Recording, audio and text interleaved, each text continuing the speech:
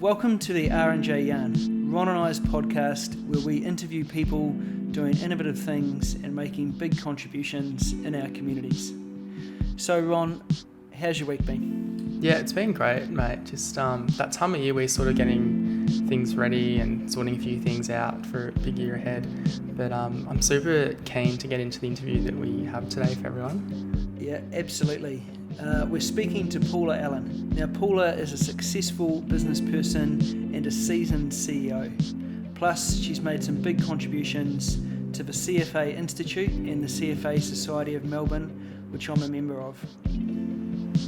Yeah, absolutely. And this interview actually flows on really nicely from our chat we had with Sergio the week before, and also with Michael Fraser's, where we talked about, different markets and stocks of those guys. And so with Paula, though, this week we talk a bit more about her business career in the CFA Society. And then we also had some really interesting chats towards the end on all different themes. I think we even talked about crypto, talked a lot about diversity in the workplace. I think we chatted a bit about the tennis. Yeah, it was a good overall chat. It sure was. And the thing I enjoyed is where we spoke with Sergio and Michael, we had a really interesting chat about their specific views on the markets, where Paula really comes at it from a really macro view, and we talk a little bit about all the sort of big things that are going on in the world at the moment. So it's a fascinating chat. Let's listen, and me and you can chat afterwards. Sounds perfect, mate.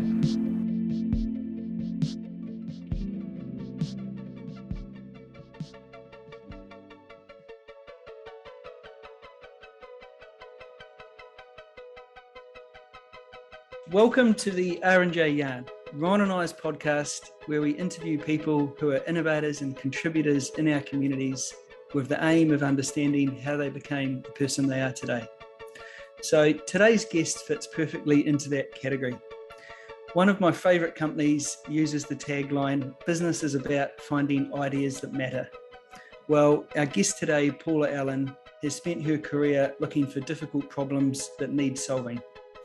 Whether it be in the field of decaying grand old corporates that need a new shot of life, budding not-for-profits that need nurturing and a bit of guidance, or even on the global stage, thinking about how to build out infrastructure in a sustainable way.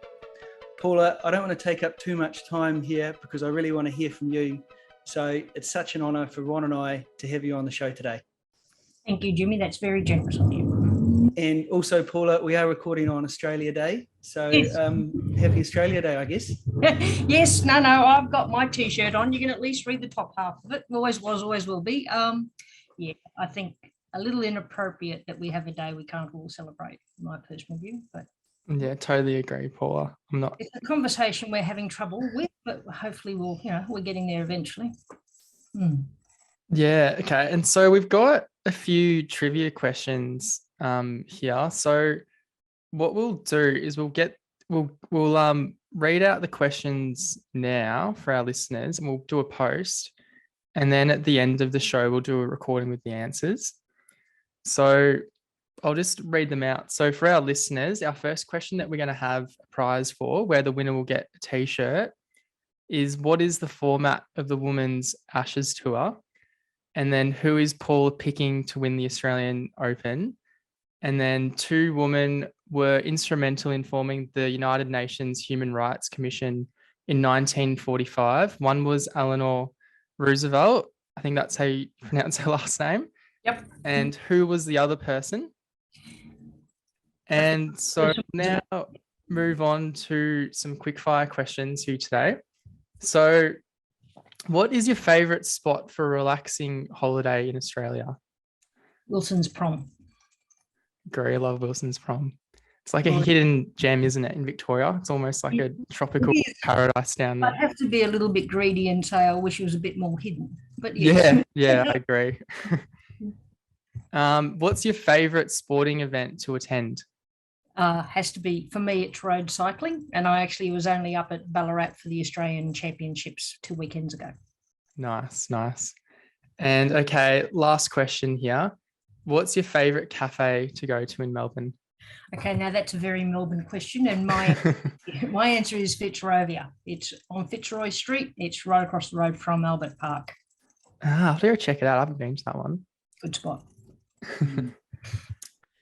Okay, Paula. Well, what we'll do is we'll start the interview by going back to the beginning a wee bit and talk about what you studied.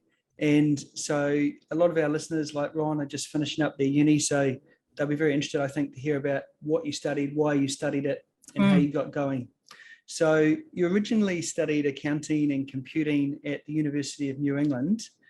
Can you tell us why you studied those subjects? And even, was it because even back then you foresaw that like the whole fintech industry was going to be just a huge boom?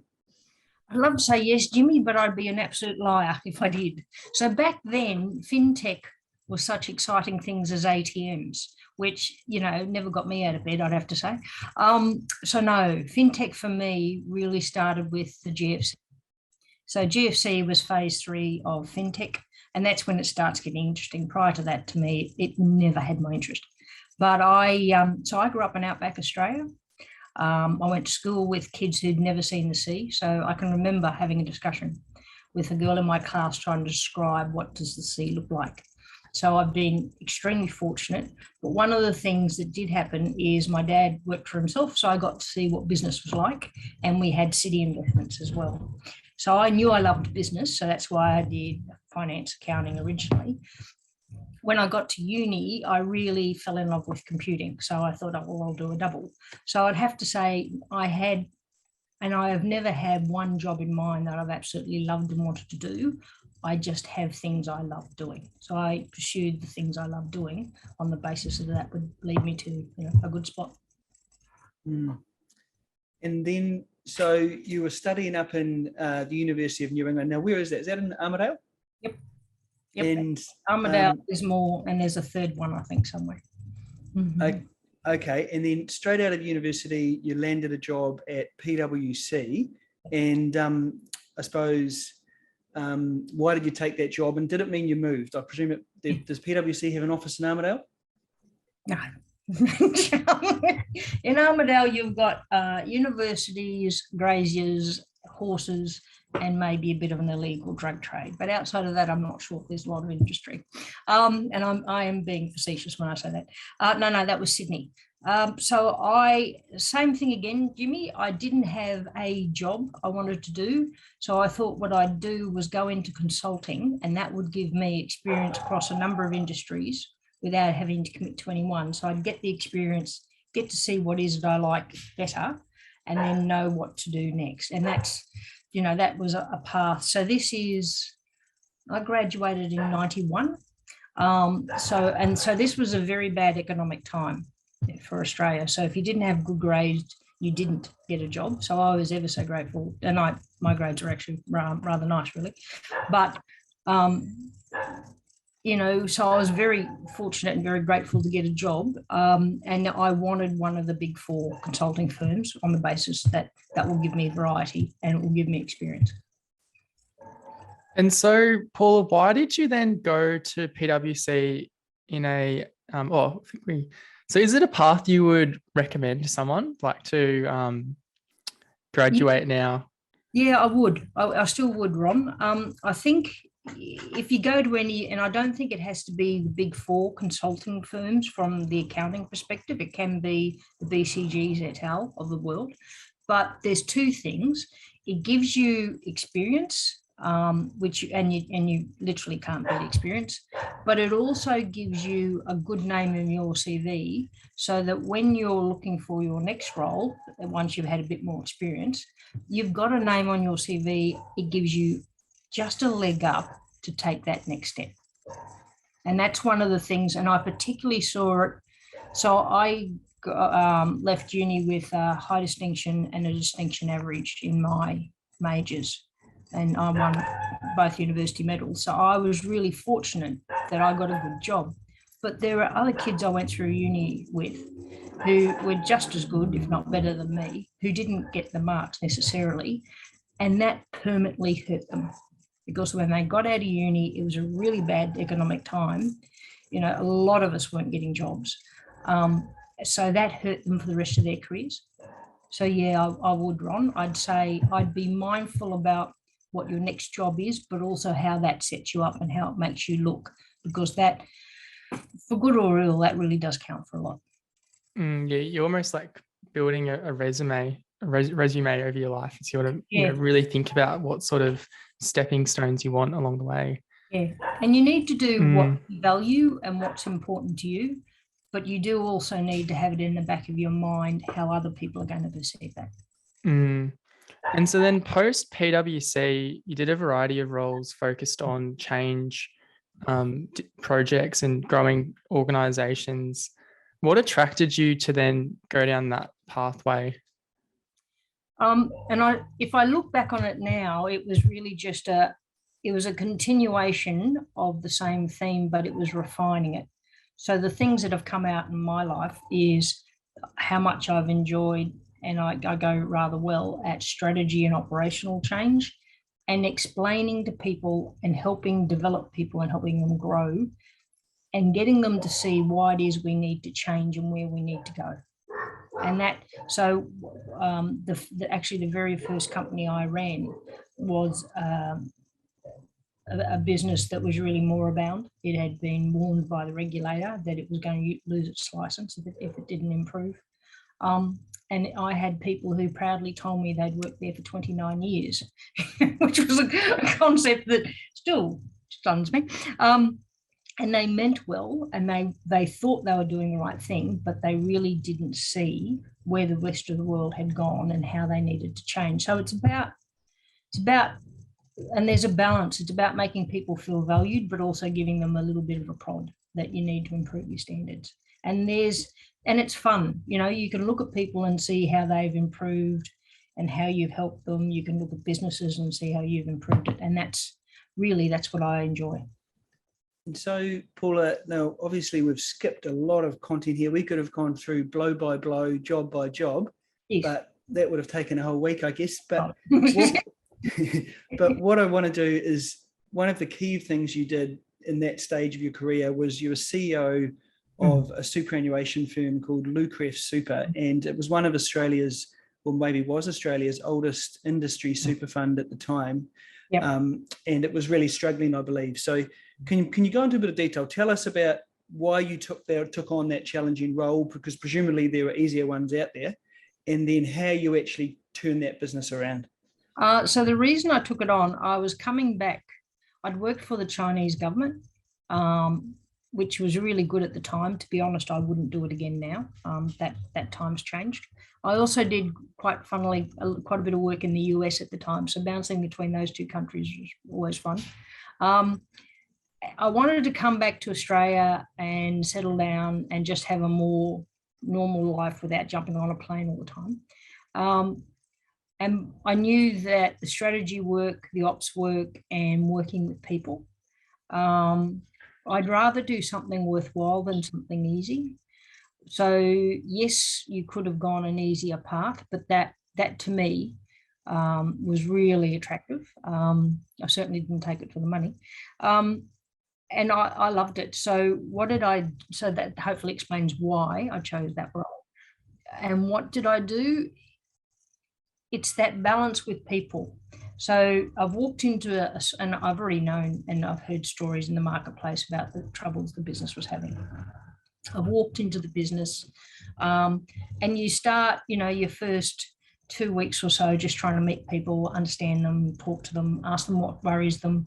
And it came across really strongly how proud people were that this was the first industry fund. And this was really the fund that brought superannuation to your average Australian. So if you're an executive in Coles or Myer or BHP, you had your super and you were fine. But for the rest of Australia, it was, hope you can afford a caravan and have a little drive around Australia for your retirement, because that's all you had. And so it really was the beginning of it. And I even had some of the old members ringing me up, because I was the first outsider to ever run the fund. And I had really old, long-standing members phone me up to say, don't muck this up. Do you realise how important this fund is? So it was special to people, but it had been so isolated from other businesses, it didn't understand how business had changed. And so it's about understanding people and appreciating that they're trying to do the right thing, but they maybe haven't seen that what people expect now is a bit different. And it's a classic. We're sitting here on Australia Day. That's exactly what the problem with Australia Day is.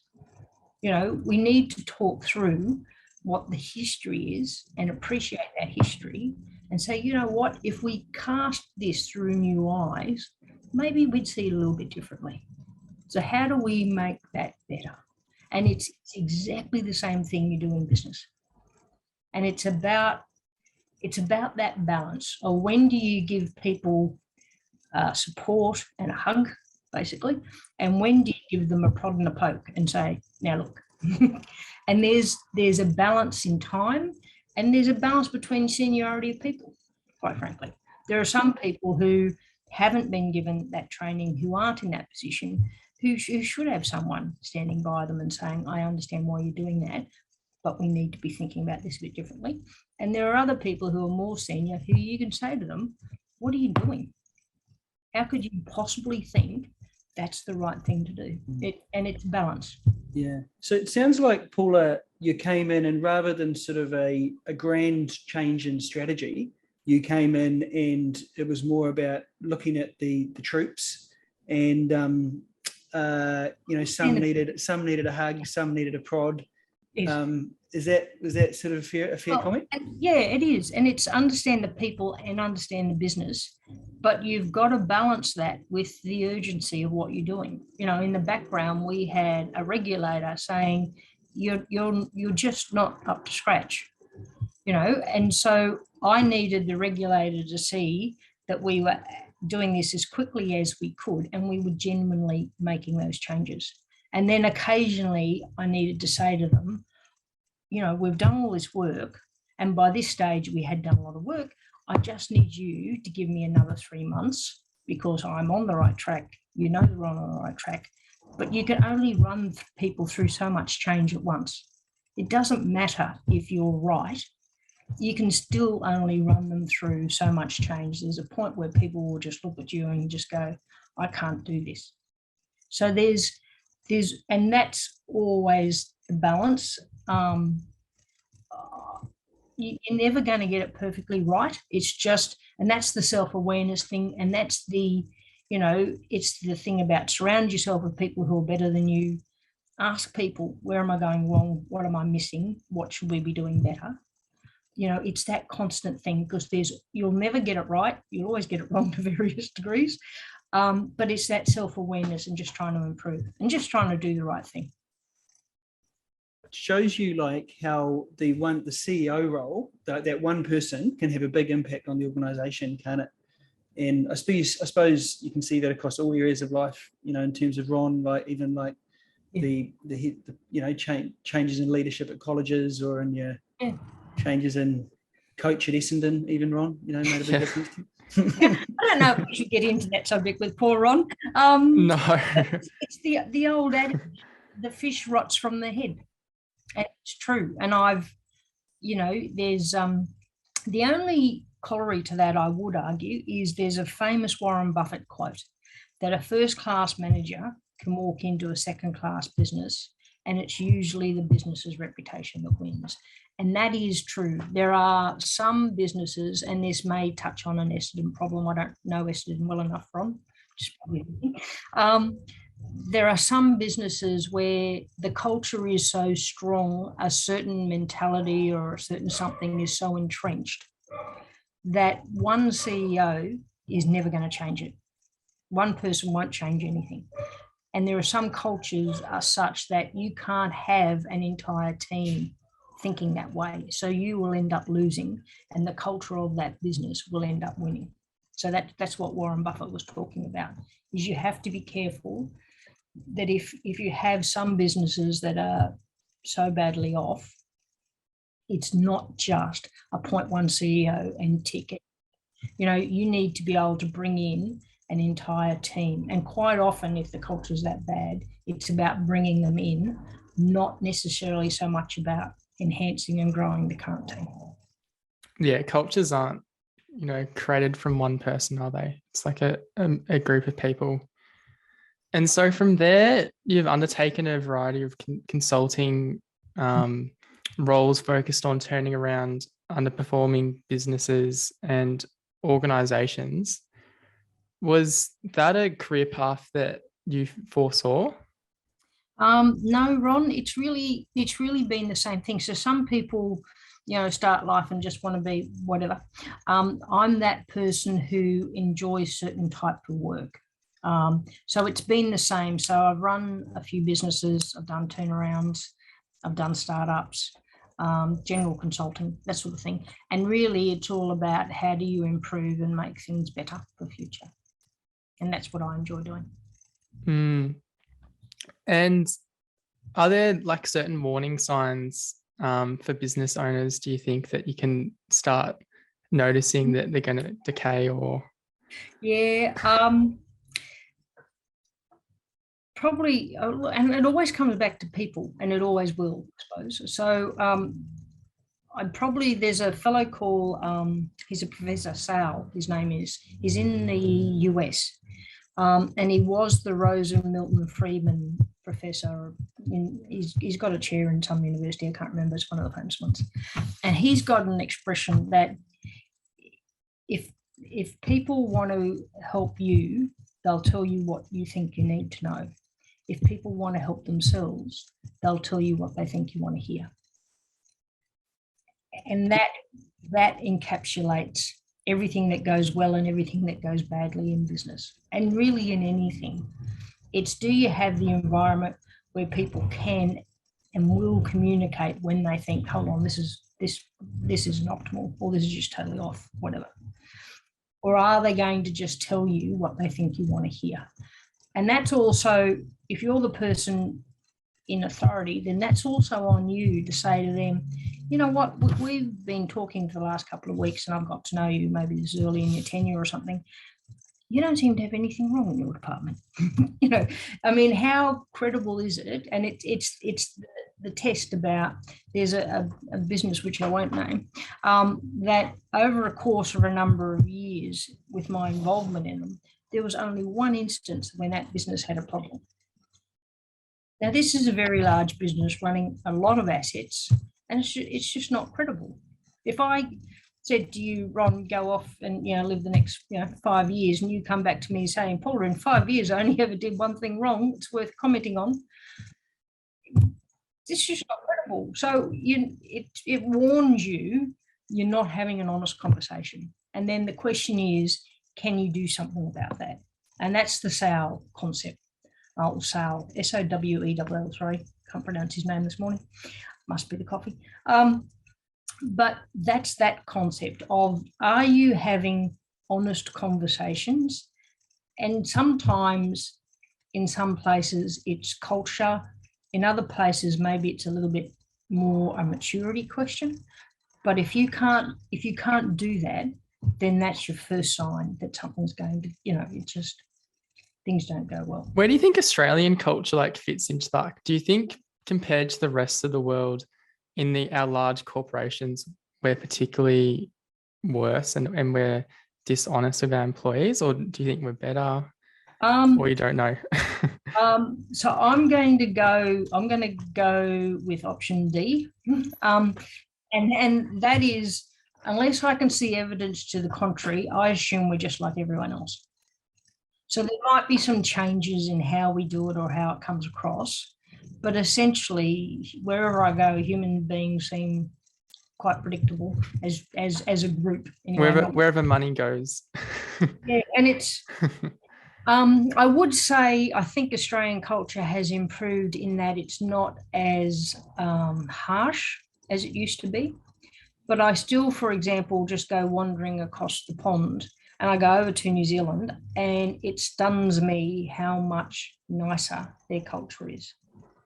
They just, they have an expression. I'm not sure if I'm allowed to say it on the air, but they have an expression. I'm a New Zealander, Paula, you can say it. They have an expression that all Aussies are assholes.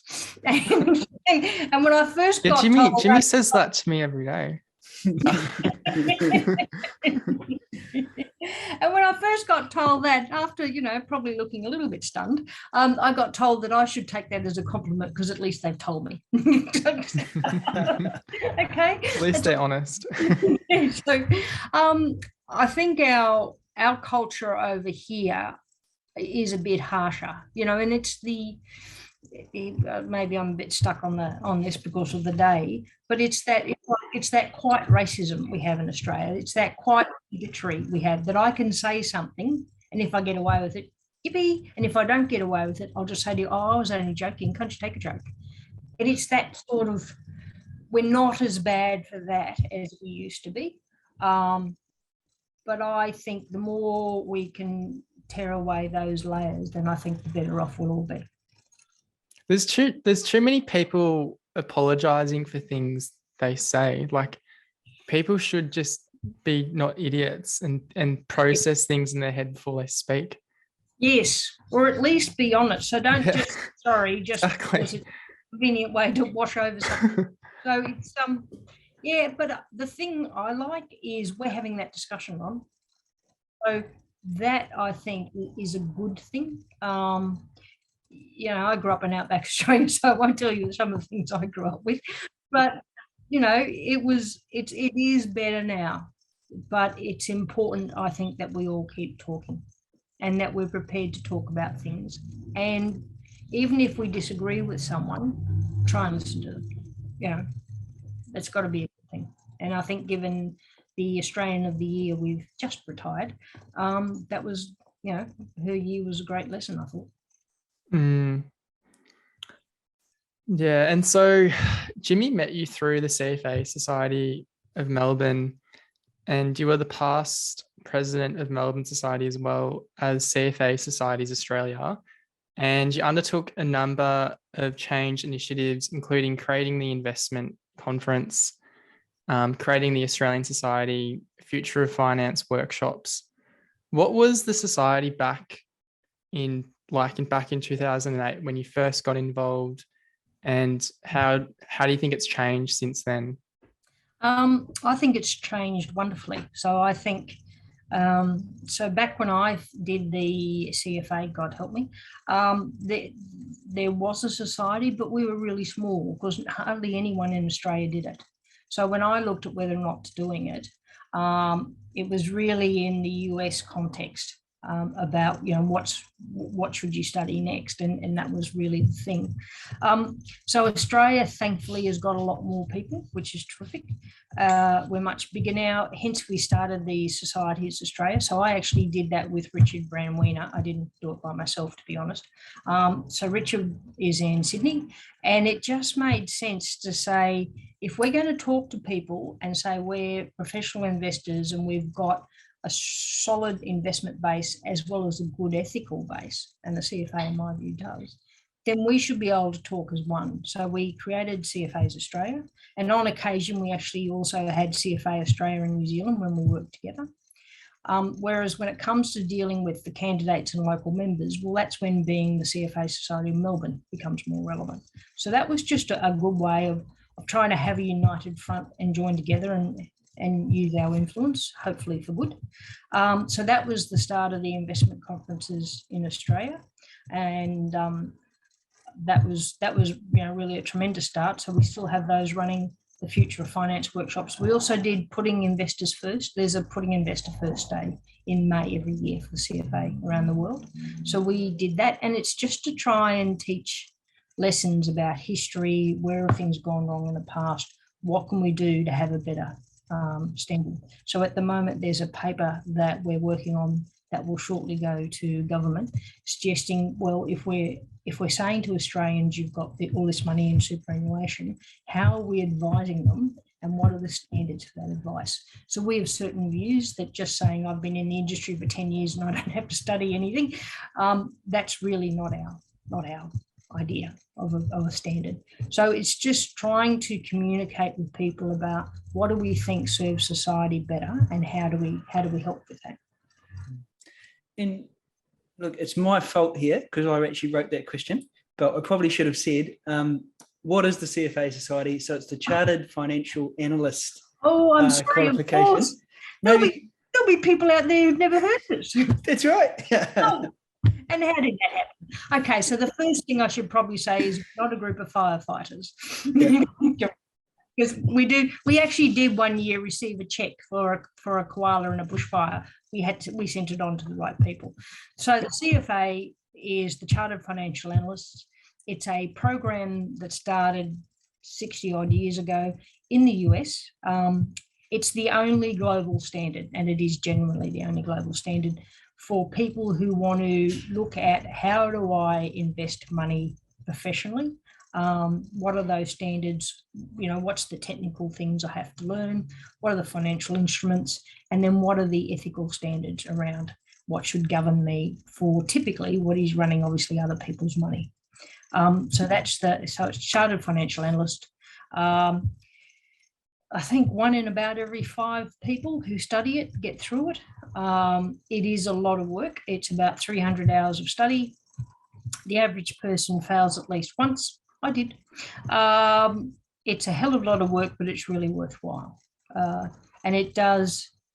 So when I was talking about doing it, the fellow who was the head of a very large firm, I was having a discussion, and as he said, regardless of what you do, it sends the message to everyone about a certain intellectual level you have and a certain level of work, the additional work you're prepared to do to live to a better standard.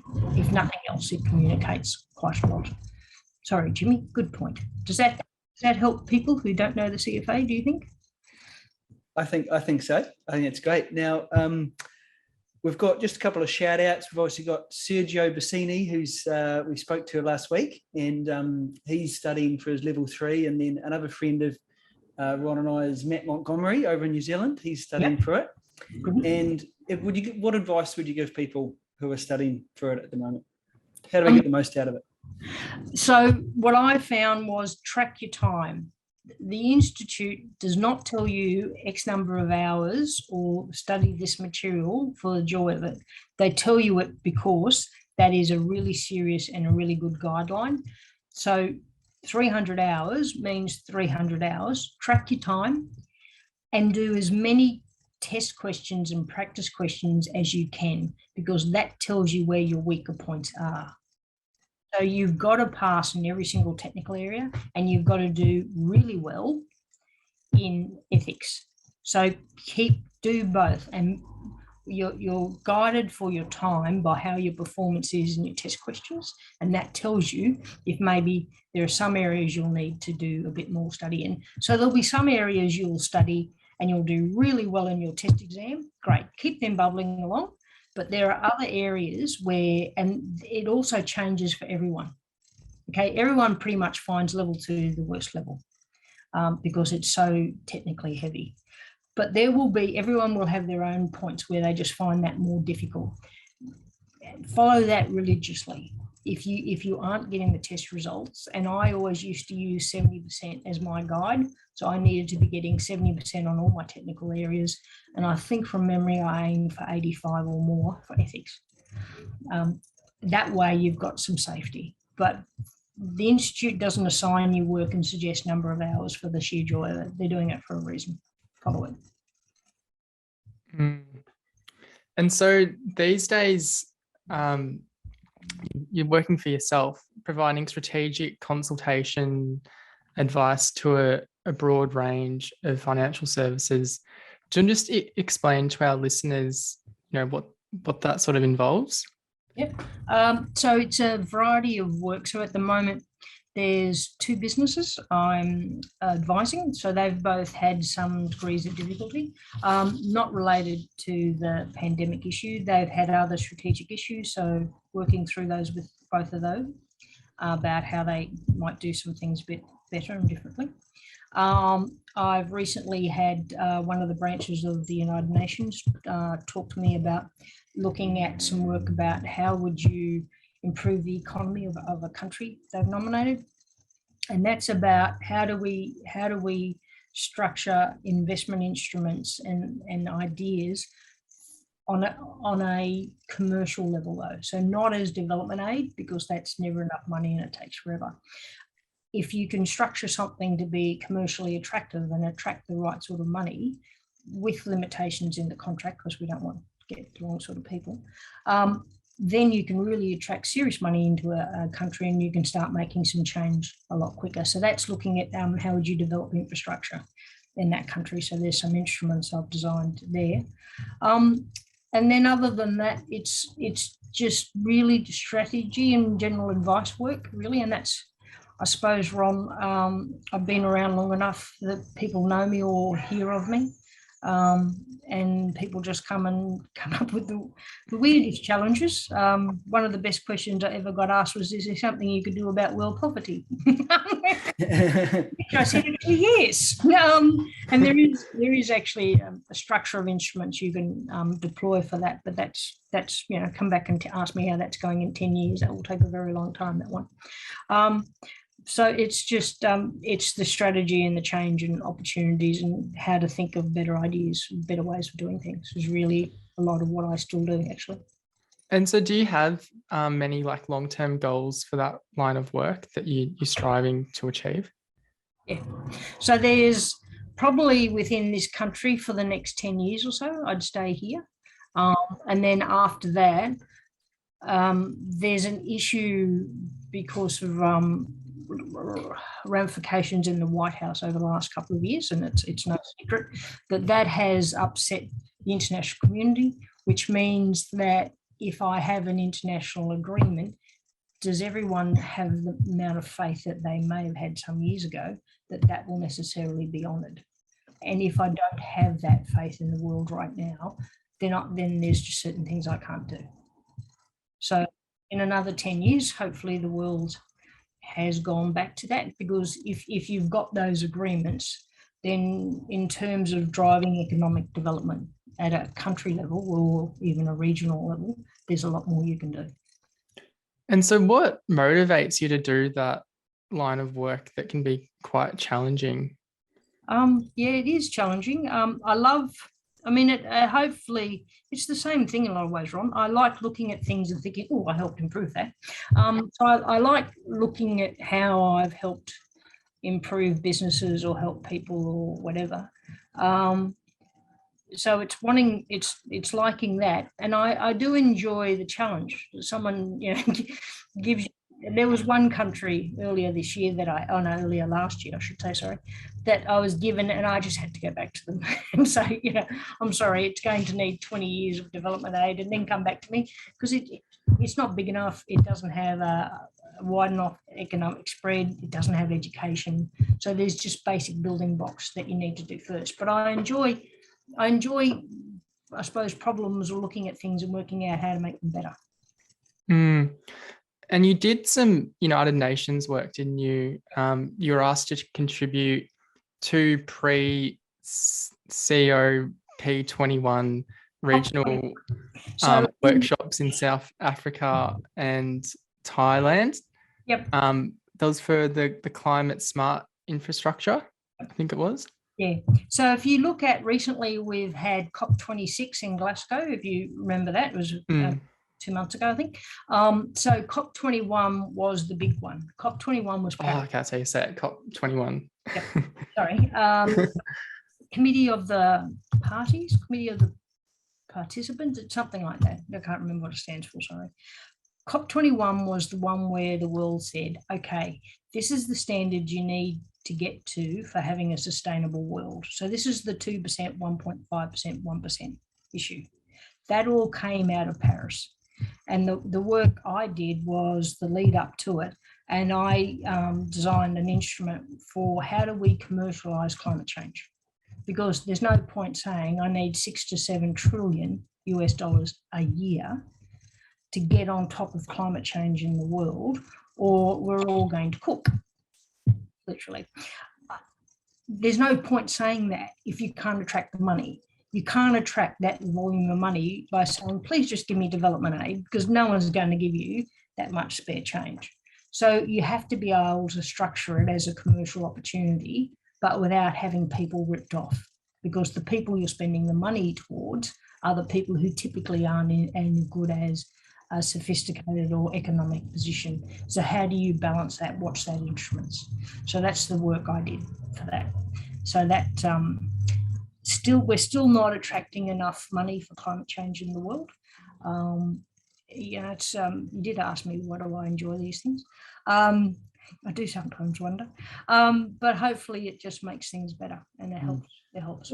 What's your sort of view, Paula? Like, I mean, you alluded to it before, sort of the breakdown in the world order, and we're going to get into some high-level stuff around this soon. I'm looking forward to it. But just specifically about the United Nations, do you think is it losing a bit of effectiveness, or are you still very hopeful that United Nations can be a really important organisation for driving sort of improved, healthcare and education and even good things for the third world?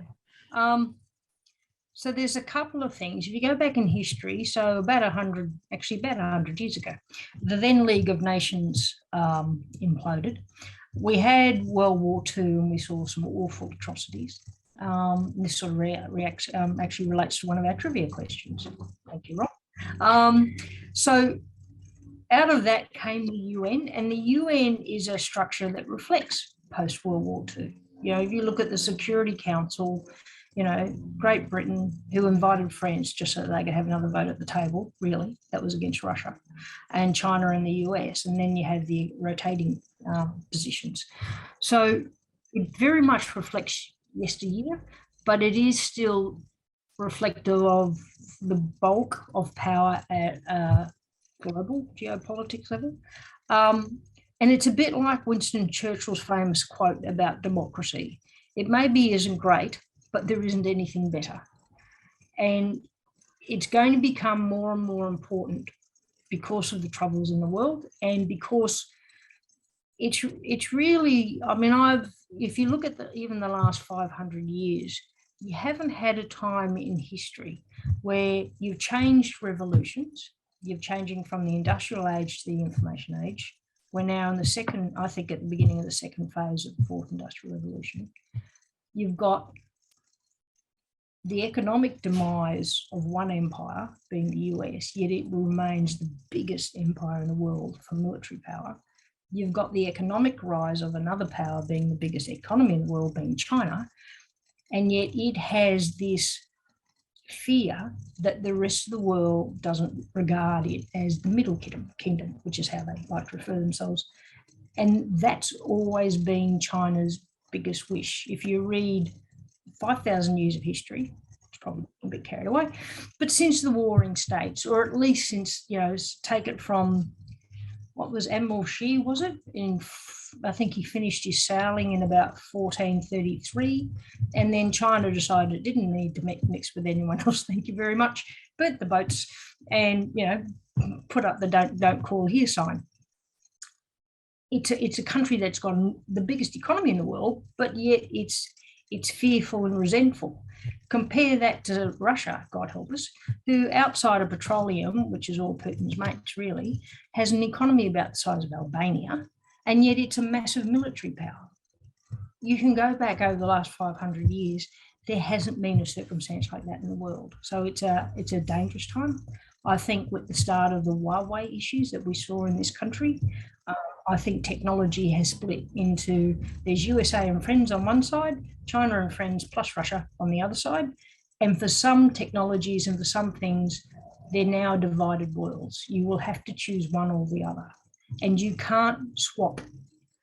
You can't have a little bit of Chinese products in with your American products, because it corrupts the veracity of the entire environment. So it really starts splitting the world, which means we go regional. Up until a few years ago, we were all talking about globalization, how great that was. That tells you straight away we're heading to a regional world. So I think we're, the next 20 years easily are just going to be amazing. What do you think of those two spectators that went to the Oz Open wearing those T-shirts and they didn't let them in? I think good on them, and I think the Australian Open had realised that was perhaps a little unwise. We're a democracy. So if I want to wear a T-shirt that says whatever, then there's laws in place for defamation if I'm defaming someone, if I'm being particularly rude about something. So if I had certain symbols on my T-shirt, maybe. But something like where is a missing tennis player, there's nothing wrong with it. And it took us a little while to click. I think the initial reaction was a bit carried away. But we're living in a world also where people are trying to be politically correct, don't upset China, versus, oh my God, we're a democracy. And we're not comfortable with who we are.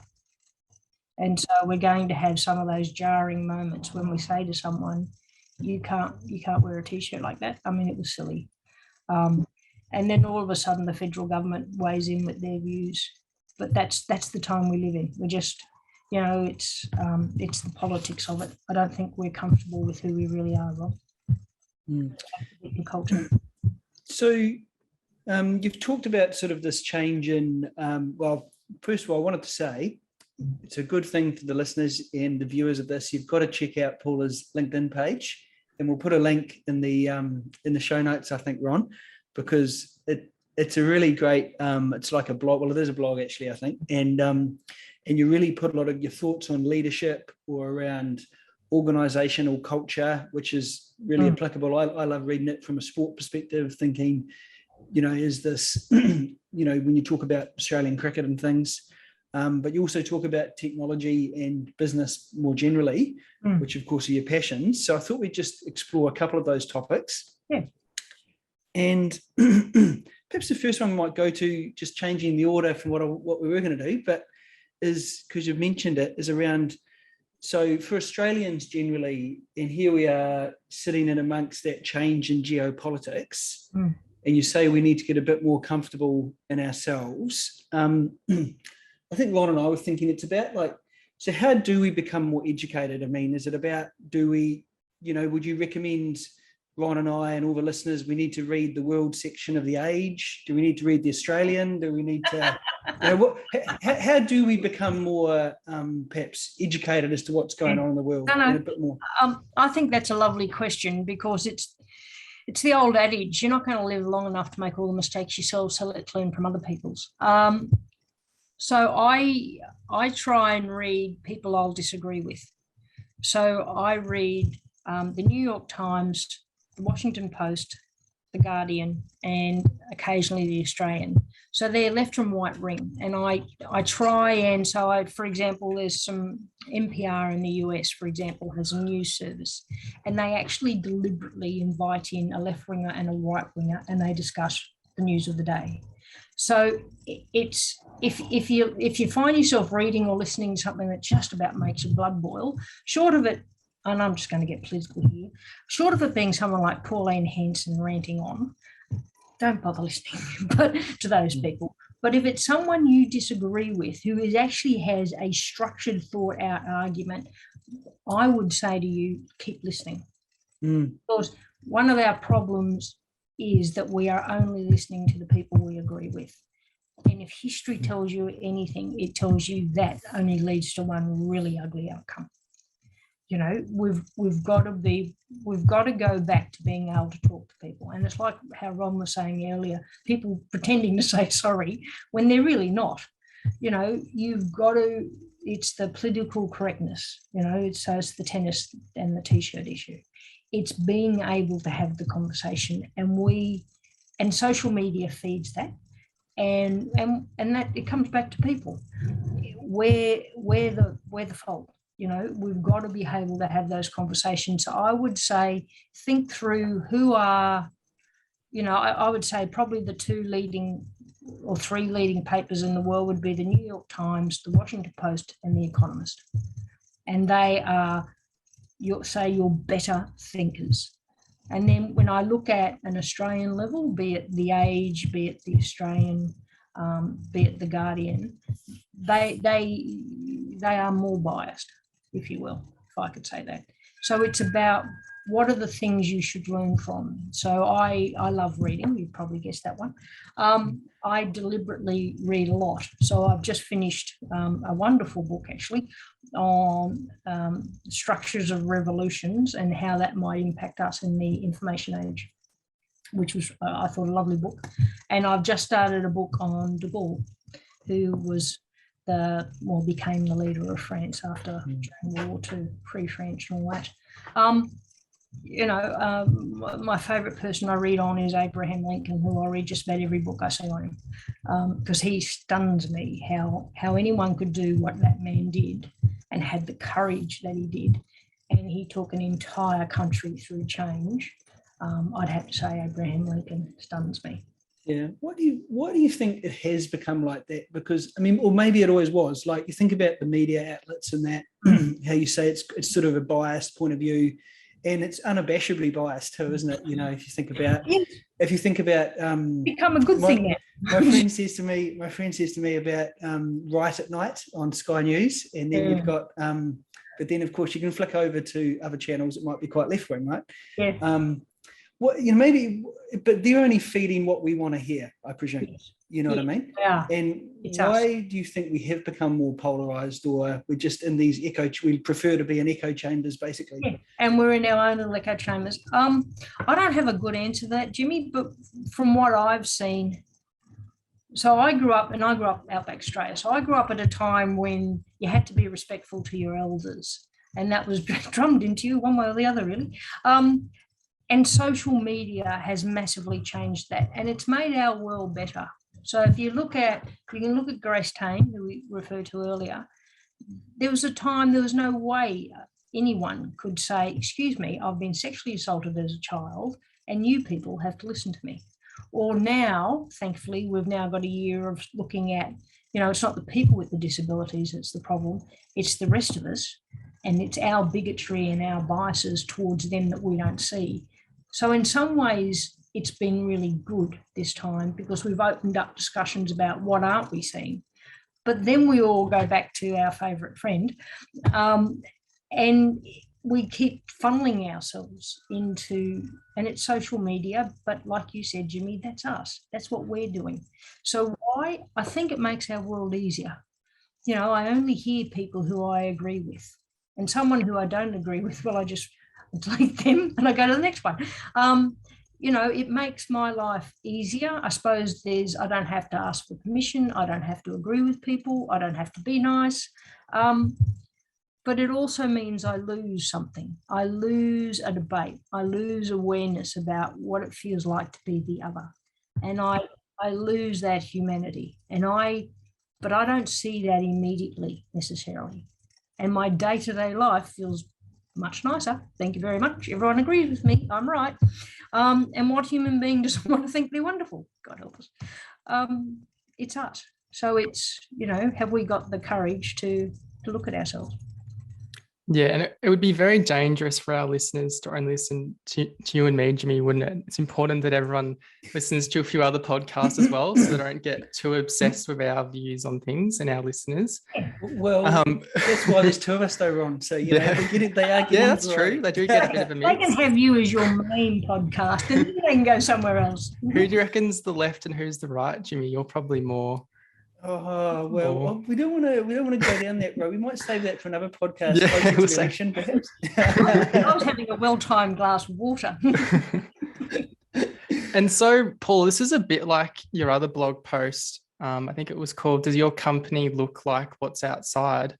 And because it's the same fundamentals, isn't it, in industry, where companies should be making sure that they have a mix of different views and people within their company so that they don't get into that trap of dishonesty and all the things we talked about earlier. And I think you've made a good point, Ron. And there's a problem in Australia where we talk about diversity, and diversity means have the one token woman or knock yourself out, maybe have two. And that's not diversity. Look out there. You can't tell me there aren't people who are born in other countries who are just as capable as any of us, aside from Jenny, because he's a Kiwi and this is an opportunity to bag him. Sorry, Jimmy. Hey, who's the world test champions? Oh, the women, Australia. Oh, thank God for the Australian women's team. Sorry, Jimmy. But no, sorry, all jokes aside, there's nothing wrong with being coloured. There's nothing wrong with being disabled. When do you see someone who's disabled in the workforce? And there's the old joke about, where are all the people from Pakistan employed? They're all in the IT shop. I mean, in one way that's good because it's got them an opportunity to come and opportunity for PR or whatever, permanent residency. But in another way, you know, maybe that's a way in, but you don't want that to be the way your country continues, you know. And as for whenever, you know, for a country that's been at war all of this century, when do you ever work with anyone who's a returned service person? You know, you don't see them. There's no way really in any community I've seen in Australia, and not just work communities, even social communities, even, you know, footy clubs, do they really reflect the society you see out there? You know, and until they do, then we've all got more work to do, because there's people who are missing out. And that robs us. It means we don't have as rich an experience. It means we don't have the benefit of that perspective. We don't see life the way they see it. And that's a bit like the T-shirts at the tennis. You know, if you've got more people involved, then one person is going to pop up and say, excuse me, aren't we a democracy? Why can't they wear a T-shirt? Yeah, it's one of the things I say to Ron when we talk about footy is good teams always have a bit of diversity in thought and in thinking and type of people. And, you know, I'll say something here, but like think about the Melbourne this year, right? You know, they had some older guys in there who, you know, old is a relative term, of course, but we'll say more experienced people like, say, Max Scorn in there, or I'm going to say Stephen May down the back. And then they had obviously some just young stars, you know, some absolute brilliant players like Petrarca and the Clayton guy, you know, just stars. You know, these are rising stars. But then they also had they had an interesting guy. They had the guy Ben Brown who came away, right? And he'd been discarded the year before from the bottom ranked team. Yes. And in a way, I just thought that was the nice, and he actually played really well and was instrumental in some of those final games. And not a glamorous player, but I think really did a bit of a job for them. And it's funny how you just need that diversity, you know, even in sport. And you can't have a team full of young stars. You know, there'll be sort of competitiveness. Yeah. You can't have a team full of just older guys. And it's the same in everything. It's exactly the same in business. You know, you can't, and particularly on the investment side, I've seen it a few times where they have tried having teams of all stars. And the problem is they end up taking way too much risk and they blow up. You know, I think your sporting analogy is a really good one, Jimmy. It counts for all groups, I think. Yeah. And so you did a post on the sandpaper that was cricket team saga and the importance of humility for leaders. And Jimmy is a huge cricket lover, and you say how slogans, you know, don't change anything. Like, there was something about the coach, wasn't there, in terms of what slogans he was using for the team? Do you want to explain that to listeners? So I think Sandpapergate, just stopped everyone in its tracks. When it blew up, it was just stunning to think that someone would deliberately take a piece of sandpaper out onto the field of play to deliberately corrupt play and deliberately cheat. I think that knocked everyone for an absolute six, I think. And then other stories have come out since to suggest that maybe that wasn't the only time, but whatever, we know we're dealing with at least this instance. And I think it was a very hard time, and it would be, because imagine if you spent your whole life from when you're a little kid thinking, I want to grow up and wear the baggy green, whatever it is, and you've got there. You've actually achieved your dream. All those posters you had on your wall when you were a kid, you're now one of them. Imagine being that person and having your dream job, and then one day you have to turn around and face yourself and you're a cheat, you're a fraud. It would rip your heart out to see the person you'd become. It would have, and to have that play out on international television, that would be, you know, your mental health issues. That would be so, I don't care how corrupt you are, that would still be really hard for any human being to go through. But so I give them credit for going through it, for addressing it. Justin Langer has been the coach and has addressed it. But I was really, as you obviously know by now, I enjoy looking at how people improve and how we improve things.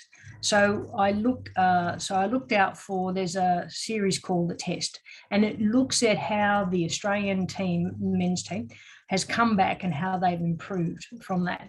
And so that definitely had my interest. So I sat myself down to watch that. And there's a part in it, and I actually took a screenshot of it, it's on my blog, where they talk about who the Australian men's cricket team is now. And one of the things they talk about is elite humility. Now, I don't even understand how you can be elitely humble. That just is beyond my intellect, I'm sorry. And I looked at that, and these standards have been put up by JL and accepted by the team and the wider environment. You know, and had things like elite honesty. We'll tell you how it is. And I'm sitting there thinking, the reason we got into this mess is because no one told you how it is. No one said, stop. You know, or the then captain didn't want to officially know about it, so he just looked the other way. We didn't have elite honesty. And we're not being elitely honest with ourselves if we still have this environment being committed. And that would be my gardener in the background, so I'll just apologise. So what worried me is, how does something like that get into the environment and get accepted, that no one says, hey, hold on, I think we're kidding ourselves here. That to me says we haven't actually addressed the problem. It's a complete contradiction of words, saying elite. It doesn't make any sense. No, it doesn't. And the fact, you know, it's a bit like the emperor wears no clothes. No one's said it. No one's called it out. And that was the thing that really got my attention. How did it get this far to be accepted by the team and the wider environment that no one's called it out? And that to me says we haven't done it. Well, we've called it out here today on the yarn, so hopefully people hear it. So another one of your blog posts, Paula, which is sort of, I guess, very much relevant for people who are into investing or sort of thinking about like where business is heading, was, and you've said it earlier. Now, I've been in the early stages of the next industrial revolution here, and I presume what you're getting at is the whole think about the changes in currencies, the cryptocurrencies, sort of and the movement of everything online.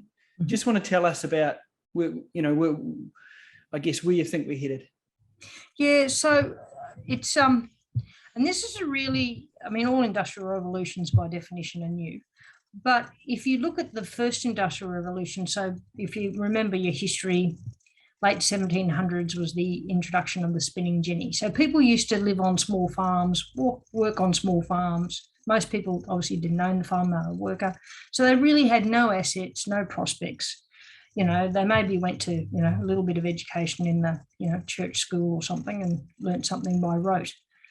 And then you had the advent of the spinning jenny. So people started setting up factories. So people moved into what became towns and they grew into cities. And then you had, sewerage that wasn't for a while and running water. So it brought a lot of concepts that really started. That was the starting of that maturation period. If you look at that rate of change and the second phase of the first industrial revolution, that was a massive rate of change. The second phase was 230% on top of the first phase. So the rate of change in the economy and the society for the people who lived then was just enormous. It was the biggest ever, actually.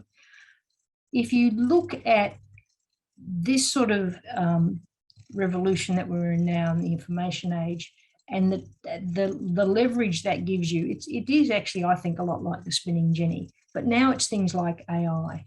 So if that rate of growth back then was 230%, then it's not without reason that this rate of growth could be a multiple of that. That brings up a lot of questions. So when you look at it over time, if you look back now to the first industrial revolution, you'll say, oh, look, the agricultural age went down, the industrial age went up. Isn't that lovely? But for the people who lived in that time, it was just everything everywhere. So that's our next 20 years, pretty much. So really ill-defined, and some economies that won't go so well, some new trends that will be dead ends. And people will lose a lot in some of them, and they'll gain a lot in others. And the rate of growth, if you think we've been living through a great rate of change, given that this is only about 10 years old, sorry, not this personal one, but the whole iPhone, then imagine what the next rate of change is. So if 230% was big, so what's this now? 1,000, over 1,000%, and that's actually not being ridiculous. That actually is. I've been very careful before I decided I say that. That actually is highly credible. So what happens as you now start leveraging technologies, and this is why I think fintech has become fun, Jimmy, and this is why I never used to look at the previous versions of it. So it's about technology and change and how you can improve.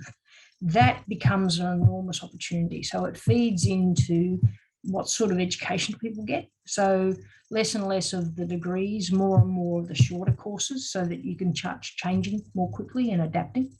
But also don't just follow something because someone says it's sexy, because now you can really start blowing up. So I think Bitcoin is a classic for that. I actually think there's a lot in Bitcoin, but I think the key to it is actually the next phase that's coming. And that's where I think it's going, that will totally change, I think, the equation. But it's a bit like, if I think back, say, 100 years ago, when the first cars came out, people were saying they were never going to be successful because they were belchy and smelly things and they broke down all the time. And no one wanted to give up their relationship with their favourite horse. There's the US congressman who famously said that. If I look at it now, Bitcoin's probably the same. At the beginning of it, it was a bit like, oh, it's sexy, oh, it's a waste of money, oh, it's nothing, you're all buying tulips. But it might be that leads to a development, and that development becomes the key that really becomes successful. I think that's the next phase of Bitcoin. Yeah, because Bitcoin's made people recognize blockchain happening. Yeah. And I think it will then actually be the blockchain being used in different ways that you then see that technology evolving rather than just the actual Bitcoin itself. It's just been like a vehicle for it in a way. Yeah. So Bitcoin will just become, I agree, Ron, Bitcoin will just become the thing that made it popular. Because it's not sustainable, Bitcoin, with all the amount of energy that's needed to produce. The underlying technology, that's the key. And it's a bit like motor vehicles when they first started. I wouldn't worry about the underlying energy, because you can easily start putting in an equation that can allow you to start saving energy. That's just the, can't think of the name. That's just how the algorithm can work. That doesn't matter so much. So it's what you learn from it, and it's what you can develop that into next. And I think that becomes the real issue with it. So I think it'll be fascinating.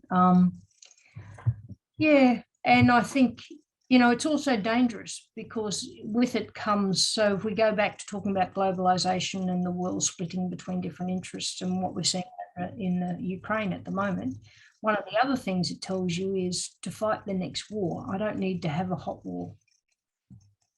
And that becomes really dangerous, particularly if you're living in a democracy, because it'll be like a data war. Yeah. So if I wanted to attack Australia, for example, I'd probably attack our financial records first, because that way you can't go and buy groceries because no one's got cash anymore. And imagine the havoc it causes in the country. So I won't go into any more depth about what. Do you think people should have like an action plan if for whatever reason there was an increase in conflict between overseas? Do you think people should be thinking about these things and thinking, okay, if we were getting to a point where there could be something, not saying there will be soon, there may be, what sort of things can people do to prepare? See, I think the most important thing we can do, Ron, is actually have the discussion. So we should be saying, where is our economy? Because in the long term, you'd rather be in a democracy. But in the shorter term for getting things done, the economies that are better produced are the autocratic economies.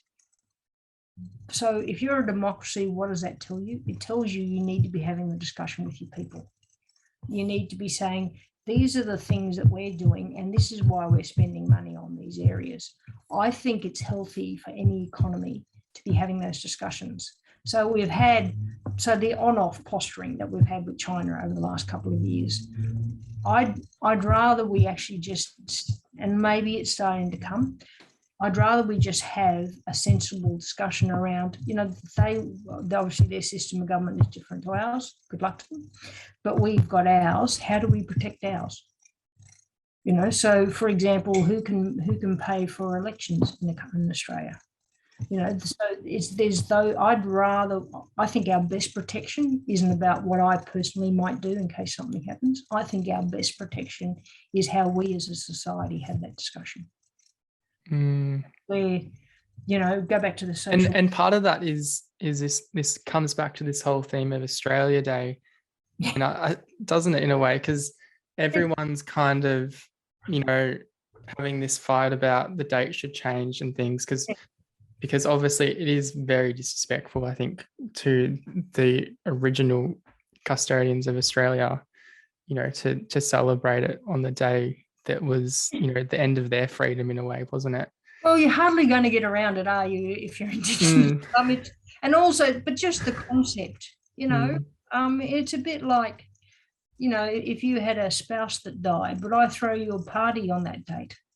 No, I wouldn't, because it's just not going to be a day you're ever going to celebrate. So I don't care what day we have. Should be, we should be, if they wanted to keep this day, it should be celebrating Indigenous culture and saying, all that. But there's wider discussion. So I'd have the same debate about our flag. And I'm assuming a lot of that discussion moves once the current Queen dies. But and that might wash over into discussions around Australia Day as well. That may. But it's about, and I think we're getting better at it. But let's not rush. We need to be able to have the discussion. And some people might say, but that is Australia's Day, because that's the day, Captain Cook founded Australia in the modern sense of a nation. Okay, fine. But let's have the discussion about, and the other side of that is there's going to be a significant group of people in this country who just don't think that was a lovely day. It was really the start of a bloody awful time. And maybe, we can still be respectful, hear both sides, and just say, what? We need to find one date we can all get around. And personally, I don't care what it is. But there needs to be one. But we can have that discussion. Because what it comes down to is Australia becoming a less divided nation, and people getting around each other and talking through these, issues that we have. Because how are we going to develop and advance as a country if we can't even, get along with ourselves? Yeah. Like, I can't see how we can if everyone's going to, No. But it comes back to like what Jimmy said earlier. What are the things what should we be reading about and thinking about? So all of us are trying to challenge ourselves and have a conversation. That's the social media argument. Or do I try and invest time and spend time being mindful about, there might be things I listen to and I think, oh, really?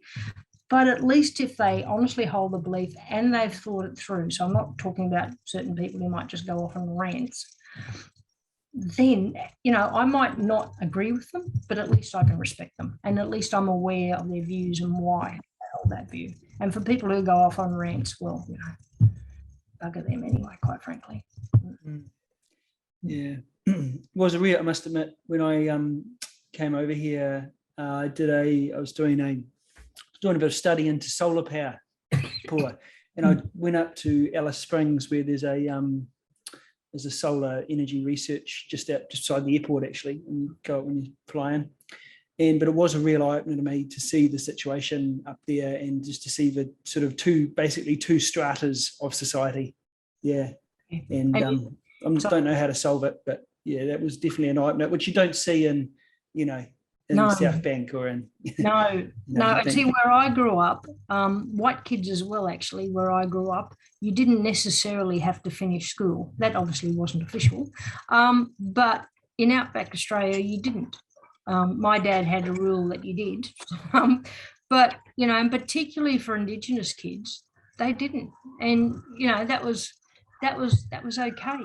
You know, and it's giving people opportunities. You know, and I think that's the key.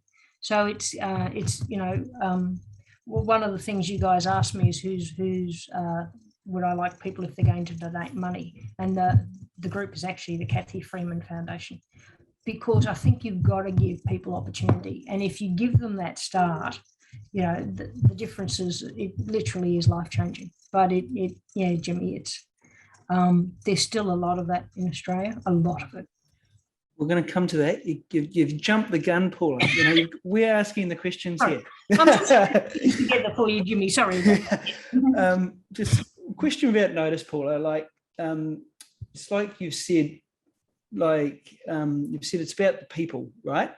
And there's a good quote in New Zealand. It was Dame Fina Cooper. She was a great Maori leader, and she said, "It's about the people. It's about the people. It's about the people." That was sort of well-known quote in New Zealand. But just in terms of a question about notice, Paula, leadership, what would be your, given, it seems to me that, you know, you've got a strong understanding of people and the issues and what's motivating people and what makes, how people can combine to do stuff. What would be your piece of advice to someone who's listening, who's, you know, running a business with a lot of people in it, running any organization with a lot of people in it, you know? How can they, you know, what would be just a few pieces of advice to them? So I can look back on my life, Jimmy, and tell you more times than I would like to admit, actually, the number of times I've stuffed it up. I think it's about taking a long view. So if you look back at this time in 10 years' time, what's important? So don't judge everything for now, because now distorts your perspective. Now leaves you subject to the pressures you're feeling under now. So try and think 10 years' time, you're looking back, what's the person you want to see having been that leader? It's not about giving people an easy road. It's about giving people a bit of a prickly road, a bit of a challenging road that says, actually, I think you can do better. I think you can be better. And it's about knowing that balance. I've been told that I expect too much of people. And my answer to that is, I think people typically just don't expect enough of themselves. And maybe that's a bit flippant, but it's a balance, and it's trying to step outside yourself, because you'll never judge it right. So it might be go forward 10 years. It might be find one or two people in history that you think have been amazing and try and understand their perspective and what they learned. So find something that resonates with you. Because if I'm just judging everything right now, then there's an enormous world I'm not seeing, and there's all those immediate pressures that I might be subject to. So you're trying to step outside yourself, and you need to find a tool that works well for you. And you almost need like a reset button where you can kind of, yeah, you know, have a separate sort of, you to sit out there and look at it. And so Jimmy and I, we love having our chats each week with our guests to entertain and inform people on different subjects. But we also like to do good on our show. So we've generally put a spotlight on some great organisations that provide support for mental health and wellbeing. And we'd like you to finish by sharing a bit about an organisation that you admire and that you support, and we'll put it in the link in our description. So thank you, Ron. So I give a shout out to the Cathy Freeman Foundation. So I met Catherine years ago now, and haven't seen her for years. She's done an enormous job. She grew up in Queensland.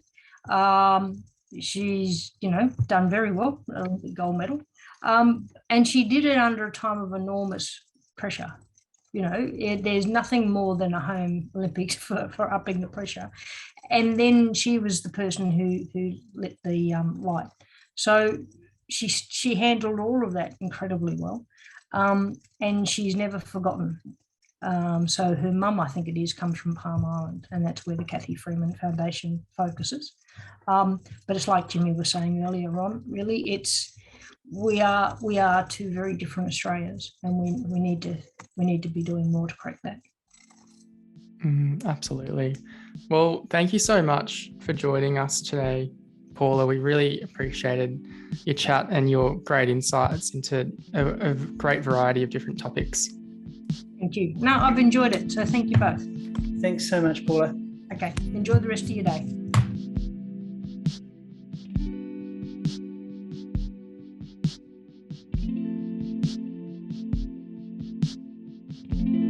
Well, what a great chat that was, Ron.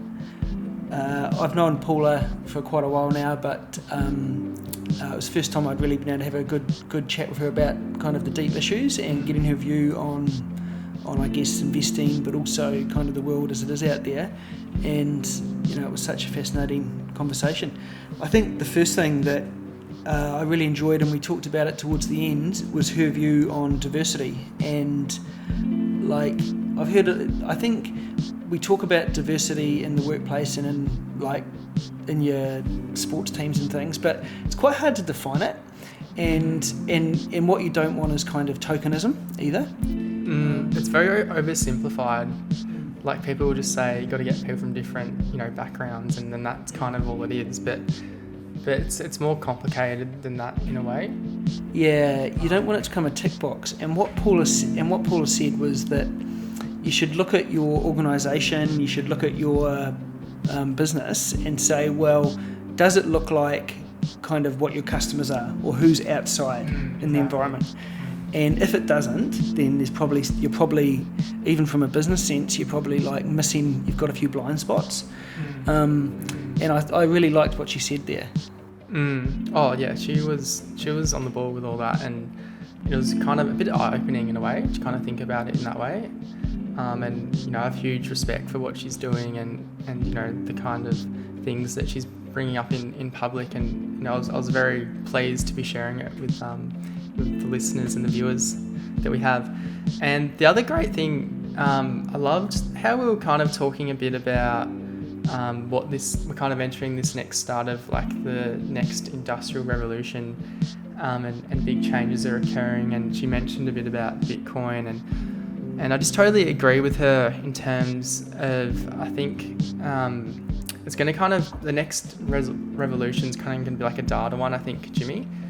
Like, I think a bit like how when the Industrial Revolution happened, all the farmers kind of had a lot of power over people, and they had like all the people, the machinery and things like that. It's going to be all these tech companies and AI and all that.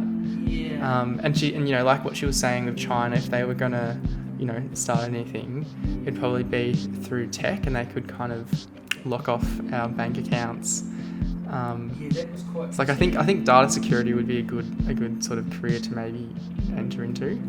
Yeah, look, I totally agree, and I think when you think about the cryptocurrencies and Bitcoin and these sort of things and blockchain, well, it is at its heart, it's an innovation, right? It is an innovation. The concept that we've gone from things being centrally verified to the idea that as a group we can verify something. And like an analogy I use is, say Ron, you're down here today in South Bank, which is a fair way from your local usual, and say we go down to Port Melbourne afterwards and go and buy a coffee. A lot of people, what we'd do is you'd say what's good, and I might go on my phone and look at what's got the best ratings on Google, and that's kind of the same thing. It's kind of verification through the masses, and so we already actually do it in a way. Oh, we do, yeah. And so I think, and that's probably more than that means more to us than going on the Port of Melbourne Council website and saying what's the best cafe.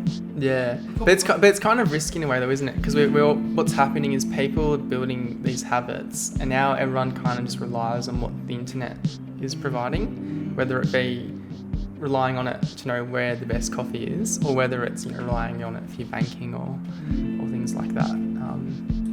But I loved what Paula said in terms of, she was saying we're living at a really interesting time. It's the changeover into this next industrial revolution, is how she put it, and also how she's saying there's a change in sort of the geopolitics and the strongest countries. So she was saying it's the next 20 years are going to be a great time to be working and investing and taking an interest in world affairs. Yeah, absolutely. I'm very excited. Or should I be? I don't know. We'll see. We'll see what happens. Yeah, okay. And another one that I enjoyed was, Paula is a big contributor outside of her career, so she doesn't just sort of, I suppose, keep her insights to herself. She took it upon herself to start up the CFA Society in Melbourne, or certainly take it to the next level, and then her and a colleague created the CFA Societies of Australia, and it's a wonderful thing. It's just it's a professional organisation, the CFA Society, but certainly I've made a lot of great friends through it, and Sergio for one. Last week, yeah, and it's great that she uses her talents, not just for her own business and stuff. She actually used it to create these societies which are great for connecting people, and CFA does a lot in terms of University Research Challenge and things like that. So it's really great that she does those volunteering things, I think, Rob. Oh yeah, absolutely. And so, Jimmy, how about we get into the trivia? We had a few emails from a few people during the week. How about I'll read out the questions and you just give the answers to our listeners? Yeah, sounds good. So these are the questions that Paula gave us, right? Yeah. So there's a few social media posts that we put out during the week, and these are the 3 questions. So what is the format of the Women's Ashes Tour? Okay, this was a bit of a trick question because obviously in the men's, the Ashes is just played over the 5 tests, but in the women's, it's played across all formats. And so there's 3 2020 games, all played at Adelaide Oval, and they were played from the 20th to the 23rd of January. And then there's an actual test match, which is at Manuka Oval. In New Zealand, we call that word Manuka, but in Australia, it's Manuka. It's just a side Sure. point.